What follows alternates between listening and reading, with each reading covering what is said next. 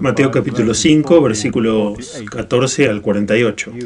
Ustedes son la luz del mundo. Una ciudad asentada sobre un monte no se puede ocultar a los hombres.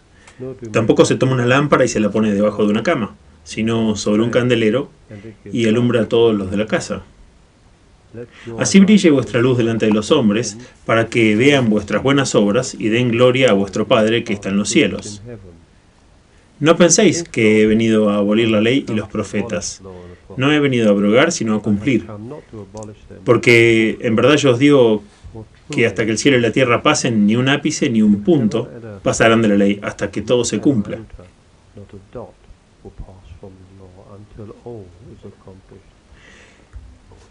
Cualquiera que relaja uno de los más pequeños de estos mandamientos y enseña a los hombres así, será llamado insignificante en el reino de los cielos.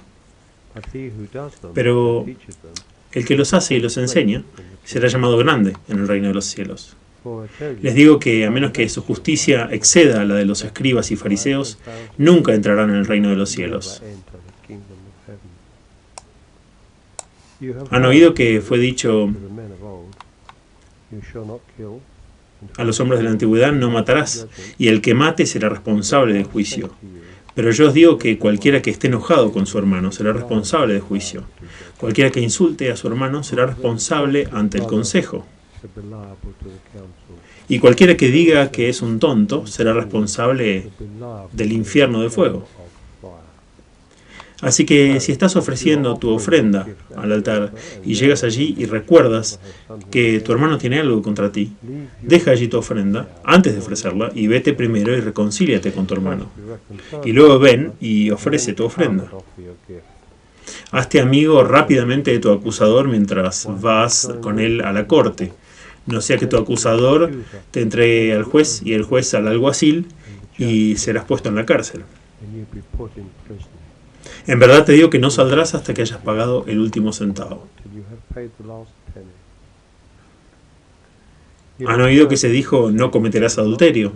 Pero yo os he dicho que todo el que mira a una mujer para codiciarla, ya adulteró con ella en su corazón. Si tu ojo derecho te hace pecar, sácatelo y tíralo. Es mejor que pierdas uno de tus miembros que todo tu cuerpo sea echado al infierno.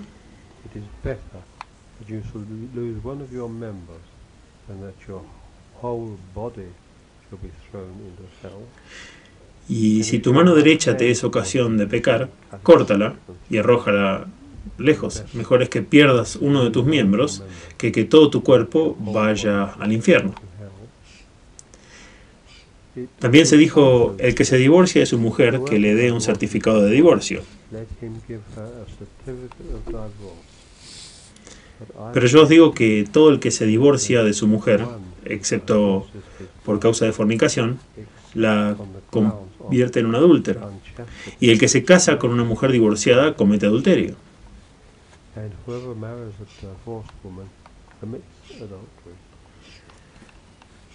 Habéis oído que se dijo a los hombres de antaño: no juraréis, sino que cumpliréis ante el Señor lo que habéis jurado. Pero yo os digo que no juréis en absoluto, ni por el cielo, porque es el trono de Dios, ni por la tierra, porque es su estrado, o por Jerusalén, donde está la ciudad del gran rey. Y no jures por tu cabeza, porque no puedes hacer blanco o negro un solo cabello.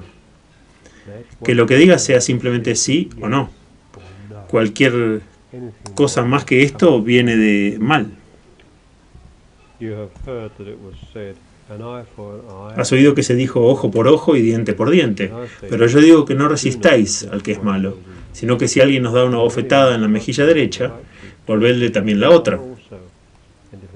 Y si alguien os demanda y os quita la túnica, déjenle también la capa. Si alguien te obliga a recorrer 1 milla, ve con él 2 millas. Dale al que te pida y no niegues al que te pida prestado. Han oído que se dijo: amarás a tu prójimo y aborrecerás a tu enemigo. Pero yo os digo: amad a vuestros enemigos y orad por los que os persiguen, para que seáis hijos de vuestro Padre que está en los cielos, que hace que su sol se levante sobre malos y buenos, y envía lluvia sobre justos e injustos. Pues si amáis a los que os aman, ¿qué recompensa tenéis? Hasta los recaudadores de impuestos hacen lo mismo. Y si saludáis solo a vuestros hermanos, ¿qué más hacéis que los demás? Hasta los gentiles hacen lo mismo.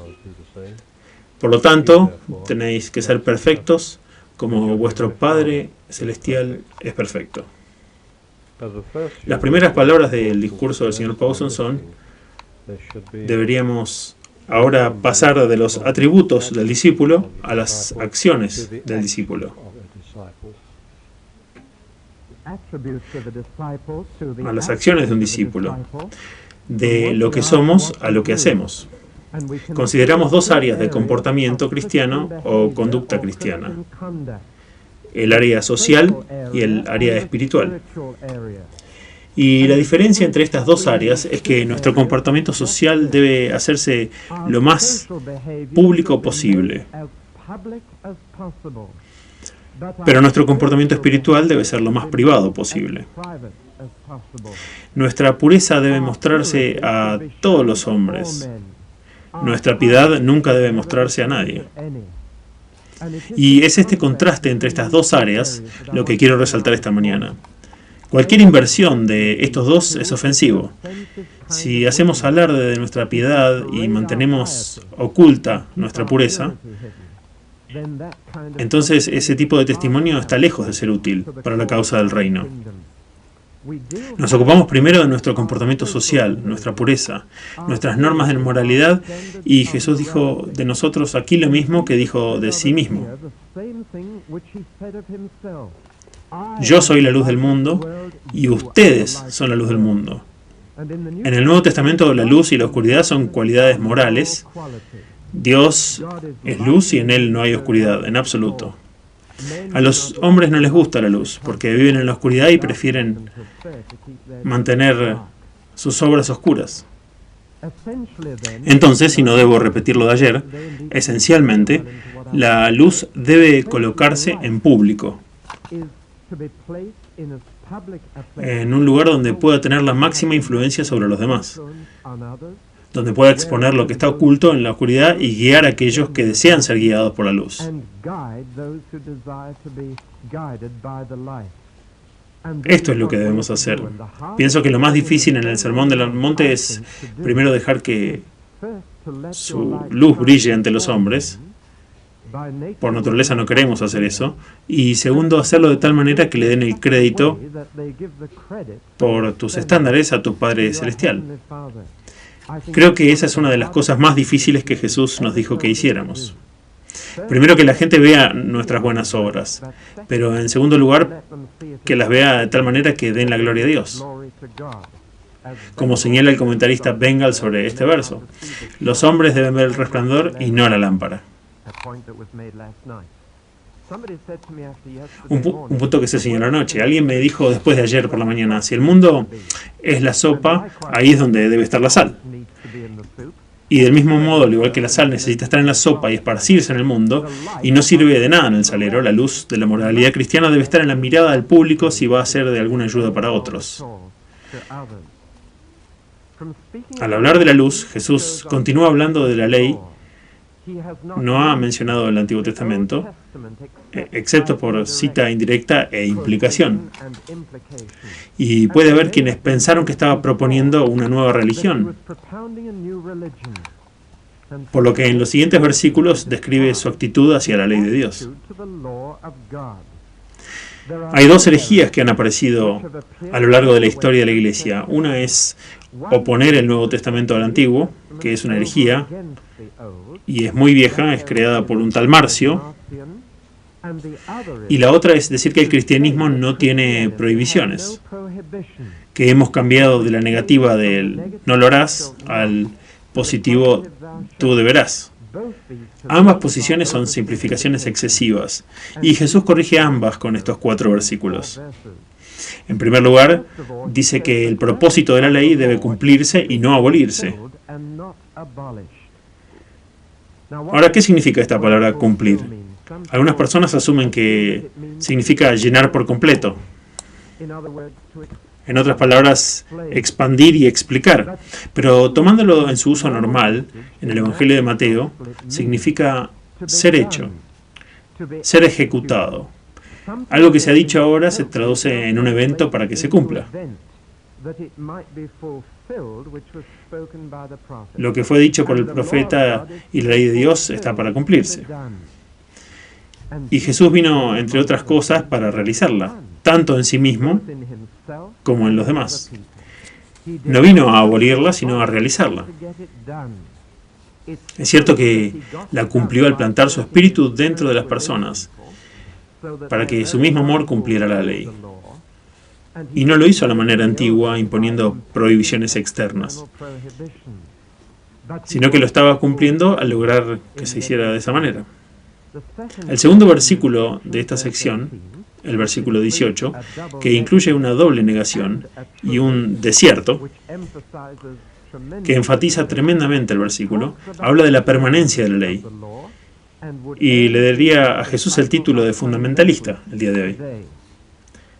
Después de todo, la J era la vocal más pequeña y la tilde es el punto de una consonante.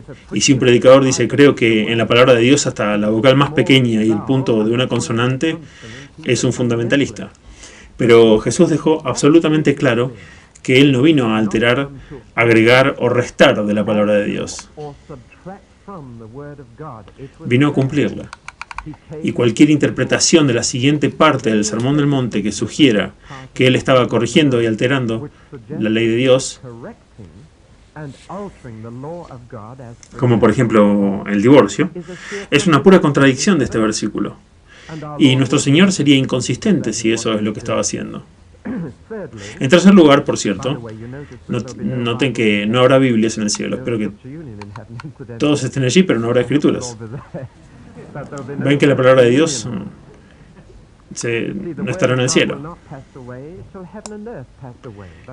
No terminará hasta que el cielo y la tierra pasen, pero no necesitaremos Biblias en el cielo. Cuando veas a Dios cara a cara, conoceremos como fuimos conocidos y entenderemos tan completamente como Él entiende. Entonces no necesitarás una Biblia. Tienes lo real, tienes a Dios mismo en una comunicación directa. Pero hasta el fin del mundo necesitamos la palabra de Dios y Jesús no va a alterar eso de ninguna manera. En tercer lugar, la perversión es esa interpretación de la palabra de Dios que relaja los estándares de Dios. Una de las cosas más perturbadoras de un montón de publicaciones que salieron entre 1962 y 1964, particularmente en el ámbito de la moralidad, fue el cambio de lo absoluto a lo relativo. Decir que una cosa casi siempre es correcta en lugar de decir siempre es correcta. Y aunque el grado de cambio no fue grande, en cuanto al sexo y el informe del Consejo Británico de Iglesias sobre el sexo y la moralidad y otros escritos, sobre la nueva moralidad hubo una relajación definitiva de un absoluto a un relativo. Bajar del 100% al 99% como estándar es un cambio radical. Y debemos ser muy conscientes de esto. Jesús va a abordar en 6 ejemplos el tipo de interpretación de las Escrituras que relaja los mandamientos y enseña a otros. Y no puedes entender el Sermón del Monte excepto en el contexto de la enseñanza y la práctica de los escribas y fariseos, los intérpretes de las Escrituras en su día, en ese tiempo. Ellos mismos eran fundamentalistas, pero su interpretación tuvo el efecto de alterar las Escrituras. Me di cuenta que en la mayoría de los cultos y sectas se combina una actitud fundamentalista con una interpretación de la palabra de Dios que la altera de manera sutil. Y esto lo vamos a ver en estos 6 ejemplos.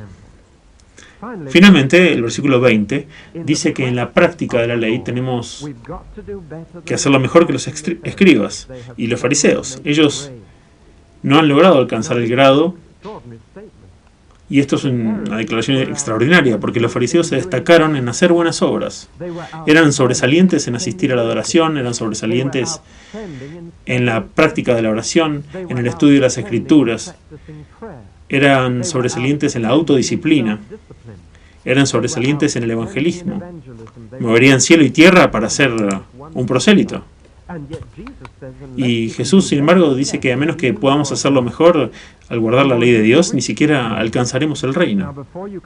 Ahora, antes de que puedan superarte, debes igualar, y eso debe haber sido una declaración demoledora.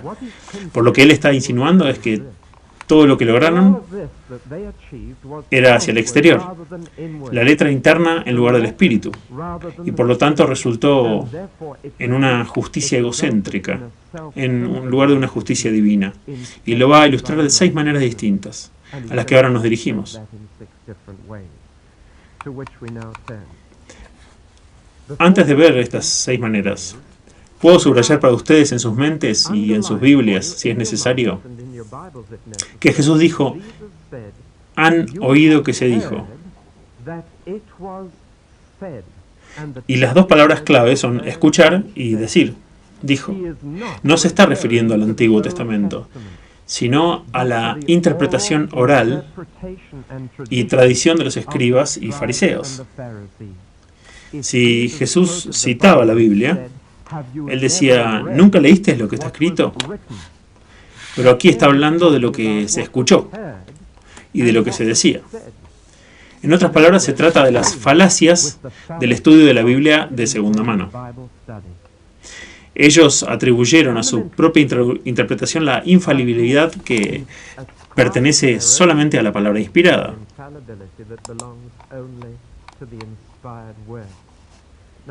Ahora, ¿puedo decir que todos somos culpables de este tipo de confusión? La forma más fácil en que esto sucede es que ustedes tengan una Biblia que incluya entre líneas la palabra de Dios y los comentarios de los hombres. No vamos a dar nombres, pero creo que entienden lo que quiero decir. Es muy fácil entonces tomar la interpretación de esa persona o de ese comité como la palabra infalible de Dios, y se falla en distinguir entre lo que Dios dijo y lo que el hombre dijo acerca de lo que Dios dijo. El uso de nota de lecturas de la Biblia puede ser un engaño o una trampa similar, y yo les leí esta mañana que en los primeros días de la Unión de las Escrituras no había notas. Se refiere a un congreso, a la Unión de las Escrituras. Tenías que leer la Biblia por sí sola. No me malinterpreten, las notas de estudio de la Biblia pueden ser de gran ayuda, pero aconsejo a la gente de mi iglesia que tan pronto como puedan prescindir de ellas lo hagan. Sin ellas, cuando pueden caminar sin las muletas y ver cómo se las arreglan. Esto puede parecer un consejo extraordinario, pero es porque está la tentación sutil, cuando estás usando notas, de pasar mucho más tiempo en las notas que en la Biblia. Es una tentación, y el mejor tipo de notas son aquellos que no dan de comer con cuchara y no lo dan todo, sino que alientan a la persona a volver a la palabra y descubrirla por sí mismos. Es por eso que me paro firme en el segundo principio de la alianza evangélica: el derecho y el deber de la interpretación privada de la palabra. Y mi propósito, al hablarles esta mañana y exponer las Escrituras domingo tras domingo, es alentar a las personas a que vayan y lean por sí mismos, que no acepten mi interpretación. Y si tienen ganas después de venir diciendo: ¿sabe que no estoy de acuerdo contigo en este punto? ¡Aleluya! Me emociona saber que no estamos en una comunidad cristiana autoritaria. Ninguna interpretación es infalible. Pero si te anima a escuchar la palabra expuesta o a leer notas de estudio, a volver a tu Biblia y considera esto como la fuente principal de tus convicciones, entonces ese es el objetivo del ejercicio. Nuestro objetivo es llevar a las personas a la palabra, no a nuestras notas, no a nuestros sermones, sino a la palabra, donde puedan encontrar la palabra de Dios, como realmente es. Todos nosotros, me temo, leemos en las Escrituras lo que no está allí. Escuché a un predicador que dio un texto y dijo: este es mi texto, tengo 2 puntos, lo que está en este texto y lo que no está en este texto. Y como tenemos poco tiempo, vamos a hablar solamente de lo segundo. La interpretación de nuestro Señor, la interpretación de las Escrituras de nuestro Señor, se contrapone a la interpretación de los escribas de las Escrituras. Este no es el Nuevo Testamento corrigiendo el Antiguo. No es Cristo corrigiendo las leyes de su Padre. Esta es su interpretación, en contra de la de ellos. Y la diferencia fue que Él tenía la autoridad de Dios y ellos no. Así que tomamos los ejemplos que da, dos ejemplos de donde su interpretación era demasiado estrecha y limitada, era la letra y no el espíritu, y existe el peligro de ser un lateralista. El primer ejemplo es el asesinato y su adición de las palabras sujeto a juicio. No aparecen en el Antiguo Testamento. Redujeron el pecado a un crimen y el tribunal ante el cual era responsable por ello es un tribunal humano. En otras palabras, limitó este mandamiento a su alcance al crimen de asesinato y la posibilidad de ejecución por un juez humano, donde la intención obvia del mandamiento era mucho más amplia de lo que debía esto. Cubría muchas más cosas. Puedes matar en pensamiento y en palabra. No tienes que clavar un cuchillo en la espalda de alguien para ser un asesino a la vista de Dios. Dios odia todas las formas de asesinato, ya sea en pensamiento o palabra o acción. Y el mandamiento tiene la intención de decirnos exactamente eso. Un enfoque lateralista lo limita a un crimen. Una de las cosas más difíciles que encuentro hoy en día es transmitirle a la gente la diferencia entre el pecado, el crimen y el vicio. Vicio es lo que haces contra ti mismo. El crimen es lo que haces en contra de los demás y el pecado es lo que haces en contra de Dios. Es una distinción muy amplia, pero creo que ayuda. Y es posible que no tenga vicios ni crímenes en mi vida, pero eso no significa que no sea un pecador. Hollywood tiene estos tres términos terriblemente confundidos.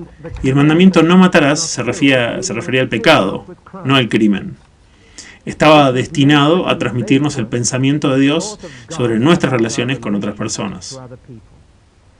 Y la ira rompe este mandato. Deseando que alguien muera, que es el corazón, el temperamento, desear a alguien muerto es asesinato. Es la actitud pecaminosa equivocada. Nuestro Señor dice que eso te hace responsable. La arrogancia es otra. Raka es una palabra onomatopéyica, es una palabra que se escupe, es una palabra de abuso o desprecio. Es una palabra como imbécil o rebelde. Es una palabra que se le escupe a la gente. Y eso es asesinato. Puede que no sea un cuchillo, puede que sea solo escupir. Lo escupieron a Jesús antes de crucificarlo. Lo estaban asesinando entonces. Fue un acto de desprecio. Escupirle y eso es asesinato. Incluso si se está usando un arma bastante ineficaz en la práctica, es asesinato. Abuso es una tercera forma de romper esto. La palabra literalmente es imbécil. Llamar a alguien así es ponerlo más allá de la redención, más allá de la apelación, condenarlo. El Señor usó la palabra, pero francamente solo Dios tiene derecho a usarla porque solo Dios sabe quién es realmente. Y Jesús dijo una vez que un hombre que vive completamente por el dinero, que derriba sus límites y construye más grande, y no piensa en nada más, es un imbécil. Y llamó a otras dos personas idiotas. Pero dijo que cuando haces eso sin el conocimiento que Dios tiene, cuando te encargas de descartar a alguien como un absoluto idiota, virtualmente lo estás matando. En el pensamiento. Esto, por supuesto, es un gran estándar. Va al espíritu de la ley en lugar de solo a la letra. Y francamente significa que hay muchos más asesinos alrededor de lo que normalmente nos damos cuenta. Muchos más. Y que hay dentro de muchos de nuestros corazones la semilla de este pecado. En el lado positivo, solucionado fuera de la iglesia y fuera de los tribunales, haz todo lo posible para tener una relación correcta con la gente y no una mala relación. Escuché de un misionero en los mares del sur, las islas del Pacífico, estaba celebrando un servicio de comunión. Un misionero metodista, y se adelantaban al frente para recibir el pan y el vino. Y un hombre se adelantó para arrodillarse, y al arrodillarse empezó a temblar. Y su rostro se llenó de rabia, de ira, y saltó y se fue corriendo de la iglesia. Un minuto después se regresó tranquilo. Se arrodilló y tomó el pan y el vino. Y cuando el misionario le preguntó qué le había sucedido, que había salido mal. Él dijo, bueno, solo estaba de visita en esta iglesia cuando me arrodillé, me encontré arrodillado al lado del hombre que se comió a mi padre. Y él dijo, estaba tan enojado con él que me di cuenta de que no podía quedarme para la comunión y salí corriendo. Cuando llegué a la puerta vi una imagen en el cielo de Cristo en su cruz y Cristo estaba diciendo, pero tú me hiciste esto también. Y entonces él dijo, lo superé fuera de la iglesia y volví a entrar y me arrodillé junto a él. Eso es muy práctico. Antes de comer ese pan o beber de esa copa, examínese a sí mismo. Arréglense antes de llegar a la corte también, porque una vez que se dictó la sentencia es demasiado tarde para tratar de corregir una situación. No ponerla mal, sino corregirla. Nuestro Señor siempre emparejaba una orden negativa con una positiva. Lo negativo, no te enojes, no seas arrogante o abusivo, y lo positivo, fuera de la iglesia y fuera de la corte. Ahora el segundo ejemplo es el asunto del adulterio. El sexo es prominente en nuestra sociedad, en nuestra naturaleza y en nuestra Biblia. El libro más realista es la Biblia y dice mucho sobre esto.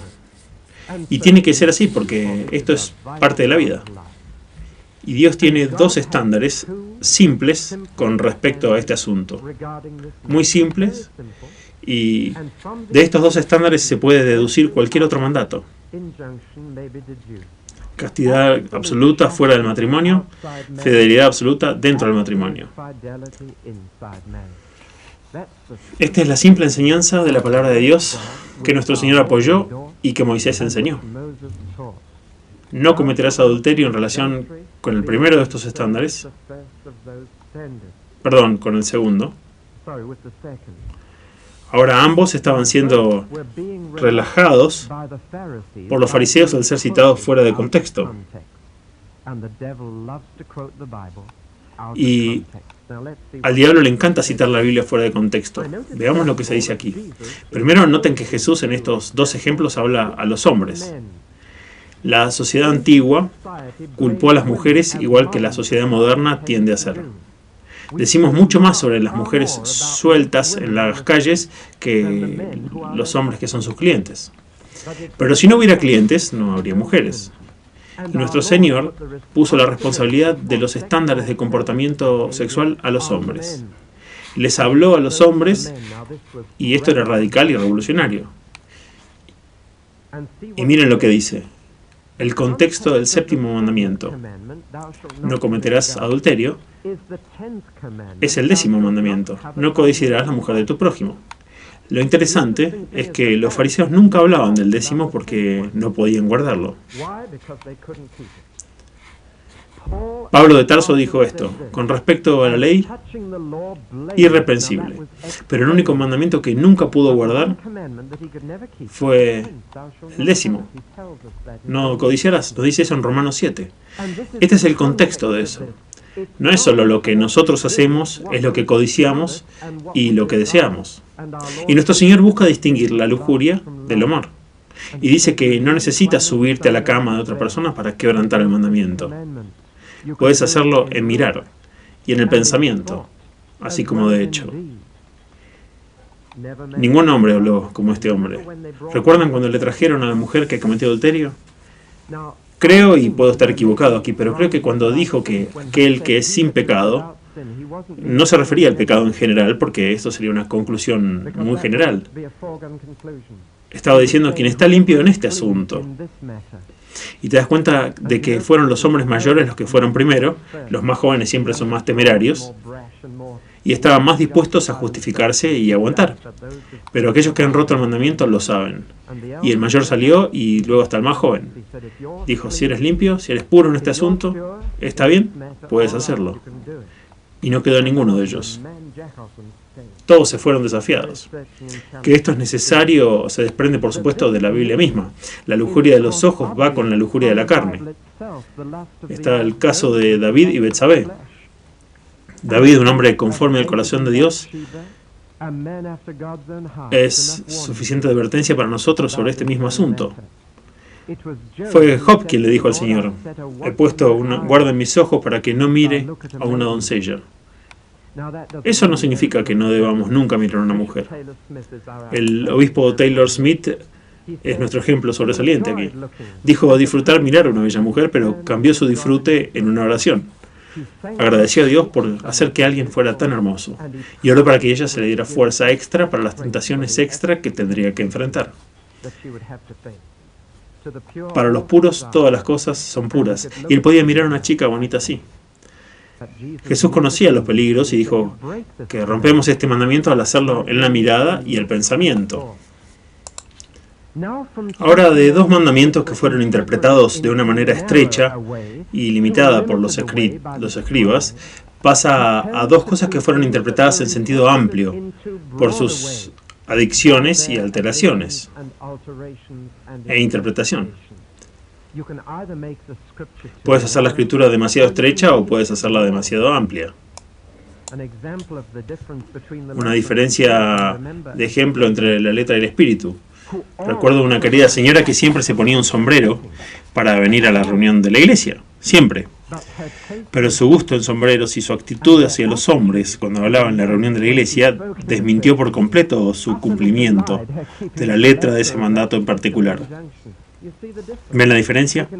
Podemos volvernos tan legalistas que perdemos el espíritu y la intención de un mandato en particular.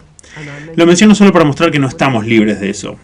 Yo no estoy libre de eso, ni ustedes tampoco. El legalismo es uno de los peligros que acechan a los fundamentalistas, de aquellos que creen que cada jota y tilde es la palabra de Dios. Nos metemos en la letra en lugar del espíritu y la intención. Ahora, los dos que son demasiado amplios, el primero es el asunto del divorcio. Moisés dijo que si te divorcias de tu esposa, dale una carta de divorcio. En otras palabras, hazlo legalmente y correctamente. Pero esto fue dicho en un contexto particular. No decía que te puedes divorciar de tu esposa por cualquier cosa, siempre que lo hagas correctamente. Pero eso es lo que los judíos habían comenzado a pensar. ¿Saben que en la época de nuestro Señor una escuela liberal de judíos estaba discutiendo que te puedes divorciar de tu mujer por arruinar el desayuno? O por hablarle a un hombre en la calle, o por tener la voz muy aguda, o por poner mucha sal en la sopa, o por ser pendenciero. Puede sonar increíble, pero eso es lo que le preguntaron a Jesús. ¿Puedes divorciarte de tu esposa por cualquier cosa? Ya lo estaban ampliando. ¿Cómo habían llegado a esto? Volvamos a Moisés. Nuestro Señor está de acuerdo con Moisés. Deuteronomio 24 dice esto, que si un hombre se casa con alguien y encuentra desde el principio que hay una cosa indecorosa en ella, entonces debe escribir una carta de divorcio. Esto sucedió, o casi le sucedió, a la madre de nuestro Señor. José estaba desposado con María y él la descubre encinta y, siendo un hombre justo, resolvió divorciarse de ella en privado. Ahora, esto estaba de acuerdo con la ley mosaica. Lo incongruente, obviamente, era algo que impedía que la mujer viniera como una virgen pura para comenzar una relación de una sola carne con su hombre. Y noten que se refería a algo que sucedió antes del matrimonio, no a algo que sucedió después, sino que solo se descubrió al principio del matrimonio. Tenía que presentar pruebas a los familiares de esta cosa indecorosa. Nuestro Señor hace una sola excepción a su posición de divorcio, y es la excepción que hizo Moisés. Es la excepción de algo que sucedió antes del matrimonio. Muchos ya lo han dicho, se preguntaban cómo iba a lidiar con esto cuando llegué a este punto. Fue mi dudoso privilegio dar un artículo sobre el significado de esta palabra porneia a un grupo de estudio teológico en Londres, en el que estaba el profesor Anderson, quien entonces estaba en la comisión de divorcio de la Iglesia de Inglaterra, y estaba presidida por el señor Stott, y el señor Stott me presentó como un experto en fornicación. Así que me dio un comienzo del tema bastante dudoso. Bueno, ahora tengo ese artículo conmigo, y si quieren verlo, pueden verlo después. No tengo tiempo para entrar en él ahora, pero al final había una admisión del grupo de que la evidencia bíblica era muy clara, que no hay un solo caso de fornicación y adulterio que se mezcle, que sea confundido o intercambiado, y que la palabra se refiere, como muchos diccionarios bíblicos lo admiten, que la palabra se refiere a relaciones prematrimoniales y a nada más. Por lo tanto, no hay motivo de divorcio en el pensamiento cristiano para que nada que suceda después del matrimonio. Es interesante que la ley inglesa ni siquiera permita la excepción que Jesús permitió. Pero sea como fuera, Jesús dijo que en la intención original es que un hombre deja, que las dos personas dejan a su familia y se vuelven una sola carne y se unen el uno al otro. Esa es la intención. La única excepción es cuando uno de ellos no está realmente en condiciones de hacer esto, porque ya ha tenido una relación de una sola carne con alguien más. Donde se descubre eso, entonces el matrimonio no comienza bien, y esto fue una concesión a la dureza del corazón humano, que encuentra este tipo de cosas difíciles de perdonar y olvidar. Jesús hizo la concesión, como Moisés hizo la concesión, pero el punto es lo que está diciendo al discutir sobre la excepción.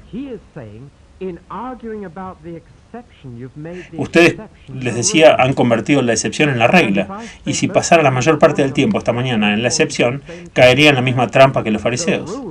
La regla es lo importante, no la excepción, y la regla es absoluta fidelidad dentro del matrimonio. Es un estado permanente de un hombre con una mujer. Monogamia. Así que ese es el principio. Por lo tanto, volverse a casar es adulterio. Y 75% de los divorcios de este país se vuelven a casar. Y la mayoría de los divorcios se hacen para volverse a casar. Es posible, por supuesto, obtener una separación sin llegar hasta el final de un divorcio, pero la mayoría de los divorcios son para volverse a casar. Y nuestro Señor estableció este estándar. Es un estándar difícil, es un estándar duro, al igual que hay estándar de castidad absoluta afuera del matrimonio.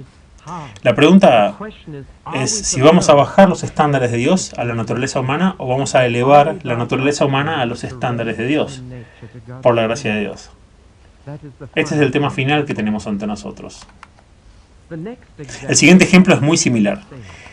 Una excepción se convirtió en una regla por una interpretación incorrecta. Ahora bien, esta parte del sermón es un poco irrelevante para nuestra sociedad porque jurar en este sentido no es muy común. Conozco el tipo ordinario de juramento, he trabajado entre los trabajadores, se refiere a los insultos. Trabajé con hombres que tenían la dudosa reputación de ser capaces de jurar más tiempo que nadie sin repetirse. Y conozco la atmósfera en la que muchos tienen que trabajar. Pero ese no es el tipo de juramento mencionado aquí. Aquí Jesús está pensando en el juramento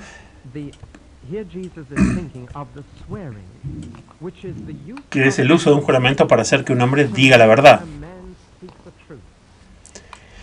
Es un reconocimiento del hecho de que no es fácil para nosotros ser siempre veraces y decir la verdad, toda la verdad y nada más que la verdad, y en ciertas circunstancias es absolutamente vital que un hombre diga la verdad. Y una forma de hacerlo es traer el temor de Dios a su corazón, haciéndolo jurar por Dios que dirá la verdad, toda la verdad y nada más que la verdad. Y superar ciertos otros motivos que podrían no hacer así, al hacer del temor de Dios el motivo principal. Tenga en cuenta que donde el temor de Dios está ausente no tiene absolutamente ningún sentido hacer que un hombre haga un juramento. Y no puedo evitar sentir que poner una Biblia a un hombre en un banquillo de testigos en un tribunal se ha convertido en una formalidad absoluta. Porque no existe el temor general de Dios, que explota un juramento para obtener la verdad. Pero donde hay personas que creen en Dios, como en la nación judía, entonces podían usar juramentos y lo hicieron. Y uno de los 10 mandamientos les prohibía tomar el nombre de Dios en vano. De ese uso muy limitado del juramento, la interpretación de los escribas había hecho que jurar fuera una cosa muy común todos los días. Porque tenían una teoría que decía que mientras no uses el nombre de Dios, todo estaba bien. Se podía jurar por el cielo, por la tierra, por tu propia cabeza, por todo tipo de cosas. La palabra bloody, de Bloody Mary, es una forma abreviada de por Nuestra Señora. como se habrán dado cuenta. Del mismo modo que decíamos my lord, como mi señor, my lord, y solíamos decir por Nuestra Señora y se volvió bloody. Y de ahí es donde vino la palabra. Es simplemente un juramento que se metió en el habla cotidiana y algo sagrado se convirtió en algo profano. Y la mayoría de las blasfemias se refieren a las dos áreas sagradas de la vida, el sexo y la religión, y profanan lo sagrado. Eso es lo que pasa cuando prestar juramento se vuelve frívolo y común. Y Jesús estaba diciendo, cualquier juramento que uses, Dios está en la situación. Está en el lugar. Si juras por tu pelo, no puedes alterar el pelo. Si juras por la tierra, es el estrado de Dios. Si dices por el cielo, estás jurando por la morada de Dios. En otras palabras, no puedes hablar sin que Dios esté involucrado en lo que dices. Y la verdadera intención es que todo tu discurso sea en presencia de Dios. Y por lo tanto debería ser un hombre íntegro. Cuando dices sí, debería ser el tipo de sí que sabe que Dios escucha. Cuando dices no, debería ser esa integridad de palabra que sabe que por cada palabra ociosa los hombres serán juzgados en el día del juicio.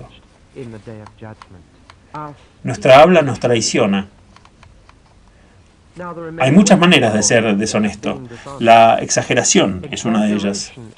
Es muy común en los círculos cristianos sobre los resultados de una cruzada, sobre la bendición en una ocasión en particular. Es muy fácil de tratar de magnificar al Señor exagerando su gloria. También existe la deshonestidad de permanecer en silencio y no decir lo que se debe decir. Hay muchas maneras de hacer esto, pero la intención de la Escritura es que tu discurso debe ser tal que nos demos cuenta de la presencia de Dios en cada punto. Se dice de George Fox, que me temo que llevó esto a conclusiones ilógicas al negarse a prestar juramento, incluso en la corte, pero se dijo de él que cuando decía en verdad, quería decir en verdad. Y no hay ningún cambio. George Fox.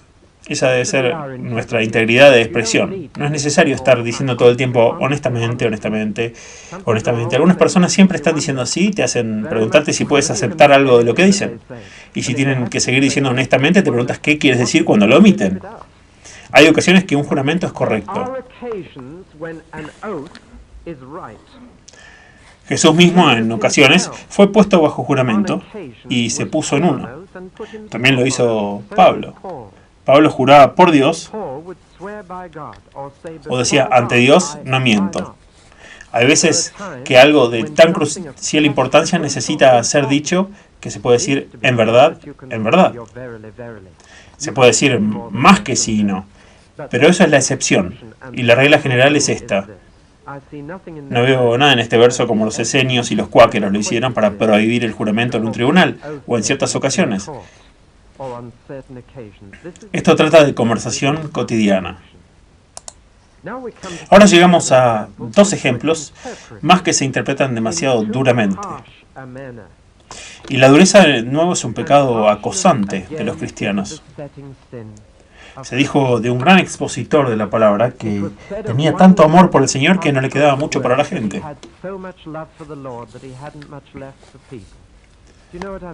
¿Entienden lo que quiero decir? Podemos ser duros en nuestra interpretación rígida de nuestras deducciones lógicas, tan duros que nos escapamos de la verdadera importancia de la palabra de Dios. Ahora vamos a tomar dos ejemplos. El primer ejemplo es el asunto de la venganza.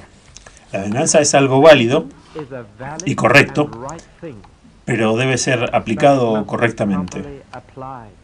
Y la única cosa que necesitamos recordar es esto. La venganza me pertenece a mí, dice el Señor. Yo pagaré. Y tomar de Dios la responsabilidad de una venganza y ejercerla personalmente es una interpretación demasiado dura. Moisés 3 veces dijo, ojo por ojo y diente por diente. 3 veces. Pero cuando miras el contexto, primero se dijo una vez cuando había una lesión a un niño que aún no había nacido, debido a un asalto a la madre embarazada. Un delito muy grave. La segunda vez fue por la desfiguración deliberada de un vecino. Y la tercera vez fue por perjurio en un tribunal que causó una injusticia a otro. 3 delitos muy graves. Esto no era un principio general, era solo en estos 3 casos. Además, se aseguró de que en estos 3 casos hubiera un fuerte elemento disuasorio para el grave delito de lesionar a un nonato, desfigurar a un vecino y causar una injusticia a otra persona, pervirtiendo el proceso legal. Además, esta lex talionis, que es la ley humana más antigua que existe, está en el código de Hammurabi también, medida por medida, ojo por ojo. Esta ley limita la cantidad de retribución en estricta proporción, y por lo tanto es una expresión de justicia. No es una cosa bárbara, es una expresión de justicia. Pero lo más importante es que en el Antiguo Testamento, ojo por ojo y diente por diente, era una responsabilidad que debía ponerse en manos de los jueces, las autoridades legales, y nunca en manos del individuo. Pero cuando los escribas interpretaron este versículo, dijeron que daba a cualquiera pleno permiso para ponerle un ojo morado al otro cuando él te ponía uno. Y esto era una perversión total. Justificaba la venganza privada. Y llegó a la concepción del judío que aparece en Sherlock con su libra de carne en El mercader de Venecia, de Shakespeare. Ahora, nuestro Señor no creo que estaba tratando con la cuestión del pacifismo político. Lo digo muy sinceramente porque tengo algunos amigos cristianos maravillosos que no estarían de acuerdo. Pero no creo que estuviera tratando de la cuestión del pacifismo político y público. Estaba lidiando con la venganza personal. La cuestión del pacifismo debe resolverse en otras escrituras, Romanos 13 entre ellos, pero no se trata aquí. No está diciendo que no debemos aplicar la justicia como Tolstoy, o como Gandhi pensó que se estaba diciendo, o como algunos jóvenes cristianos pensaron que se estaba diciendo. Nuestro Señor no se ocupa de la política o de la sociedad. Está tratando con la venganza personal. Tampoco está cultivando la indiferencia ante la injusticia social. Algunos han pensado que no resistir al mal significa que no se debe hacer frente a la injusticia social. De nuevo, es una perversión. Lo que quería decir nos da 4 ejemplos para demostrarlo. Si estás herido, no te vengues. Si sufres injusticia, ningún reclamo. Si eres insultado personalmente y sufriendo indignidad, ninguna retribución. Y si eres víctima de la importunidad, ninguna devolución. Estos son 4 ejemplos de tratos personales. Hay un hombre en la televisión que dijo, si alguien me golpea en la mejilla derecha, vuelvo a la mejilla izquierda y levanto la cabeza bruscamente. Eso es literalismo. Otra vez te das cuenta de que es la palabra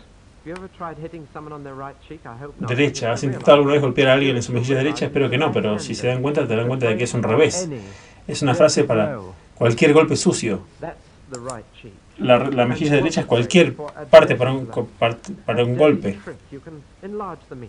Pueden ampliar el significado. Si alguien te juega una mala pasada deliberadamente, colócate de forma que puedan volver a hacerlo. Ese es el mandato positivo. Dense vuelta. Eso va muy en contra de la naturaleza humana. La segunda injusticia, si alguien te quita algo que es un lujo, dale algo que es tu necesidad.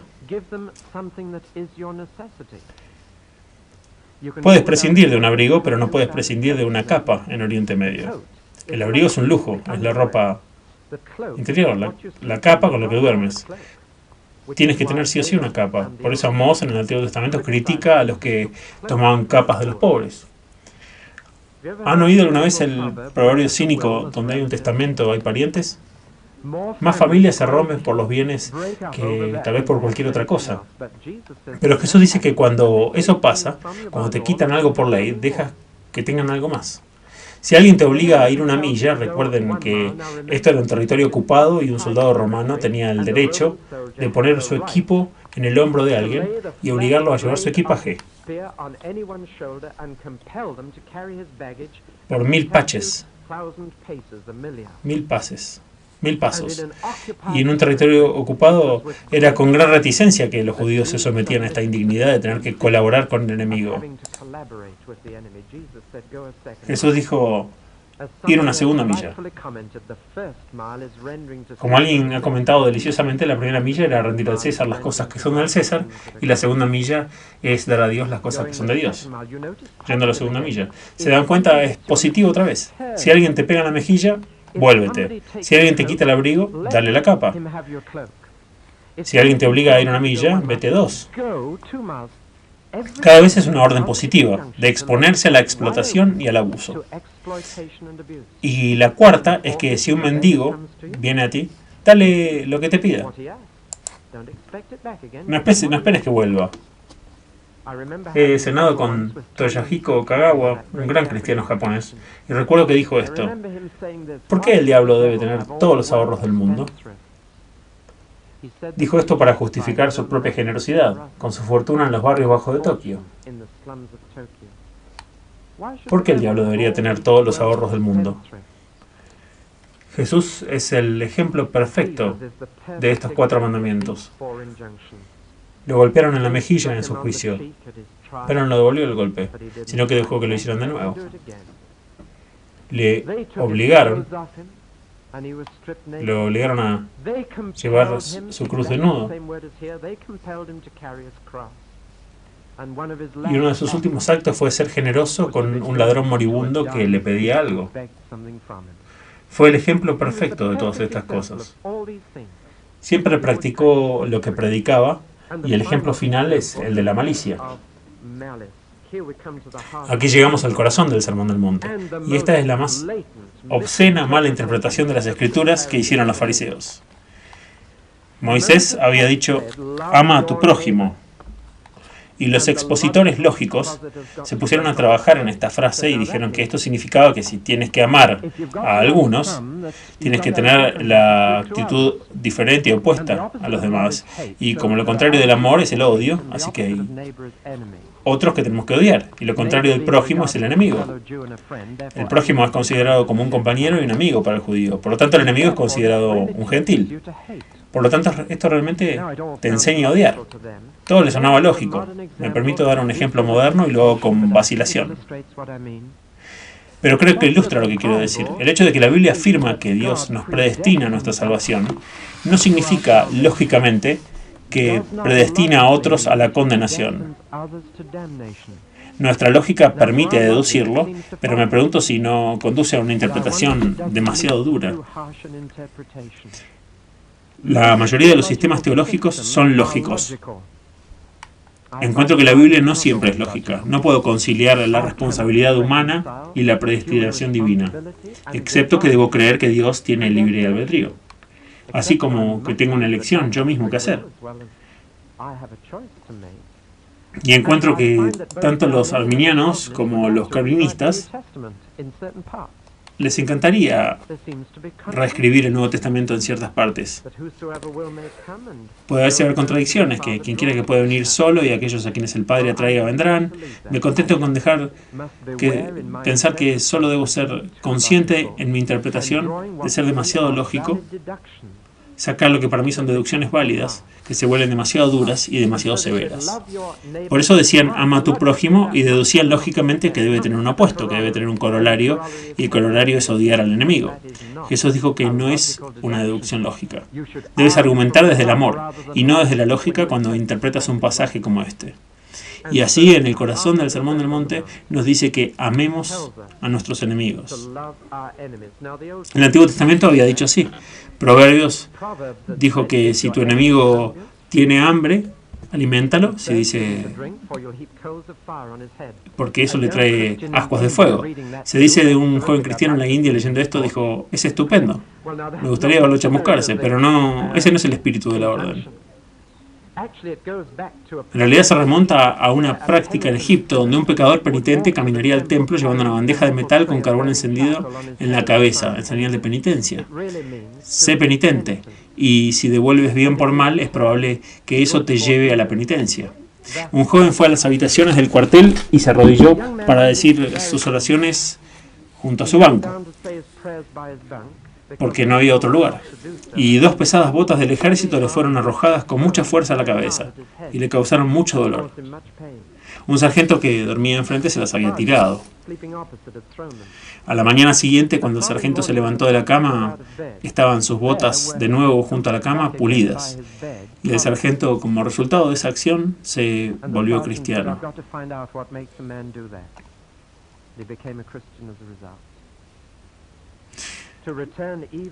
Como devolver mal por mal es animal, devolver mal por bien es satánico. Devolver bien por bien es humano, pero devolver bien por mal es divino. Y Jesús dijo que hasta el peor recaudador de impuestos, incluso la gente fuera del pueblo de Dios, los gentiles, tienen una decencia recíproca. Eso es ser como los hombres, devolver bien por bien. Estás argumentando desde las Escrituras, pero tú debes ser como Dios, perfecto como Él es perfecto. Y la palabra significa incluso comprensivo. Como Él ama todo, tú debes amar todo. Eso es lo que la palabra perfecto significa. No significa la perfección absoluta, la palabra significa ser completo en tu amor. Y Él envía a su Hijo sobre el bien y el mal, o como el viejo poema que solía decir como un niño, la lluvia llueve sobre el justo y sobre el injusto, pero llueve más sobre el justo porque el injusto tiene el paraguas del justo. Pero es la misma lluvia. Y el cuidado providencial de Dios es sobre todos, es inclusivo. Su Hijo y su reino vienen a todos, por lo tanto debemos ser inclusivos. Como nuestro Padre en el cielo es todo inclusivo, debemos amar a todos como Él ama a todos. Ese es el espíritu. Ama a tu prójimo. ¿Qué es tu prójimo? ¿Quién es? Lean El Buen Samaritano otra vez. Cualquiera que esté en necesidad es tu prójimo. Si tiene necesidad o no, si vive a tu lado o no, si es de tu raza o no. Tu enemigo puede ser tu prójimo para este propósito.